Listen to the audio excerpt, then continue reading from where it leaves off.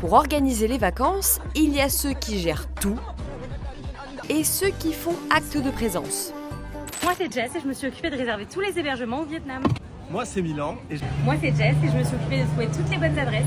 Moi c'est Milan et Moi c'est Jess et je me suis occupée de réserver les vols. En couple, en famille ou entre amis, c'est souvent la même personne qui planifie le trajet, qui réserve les hébergements ou les activités, bref, qui prend toute la charge mentale. Si sur TikTok certains préfèrent en rire, la réalité statistique, c'est que ce sont majoritairement les femmes qui subissent ce déséquilibre. Selon un sondage IFOP publié en 2022, 66% des Françaises disent en avoir fait plus que leur conjoint dans l'organisation des vacances, contre 34% des hommes qui ont le même sentiment.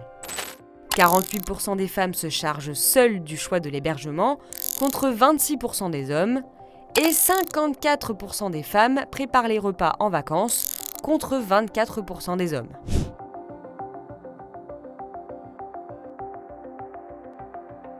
Alors que les vacances sont censées être un moment de relaxation, cette charge peut être stressante et générer des tensions, si bien que d'après une autre étude IFOP, près des 3/4 des femmes reviennent des congés d'été encore plus fatiguées, contre un peu plus de la moitié des hommes.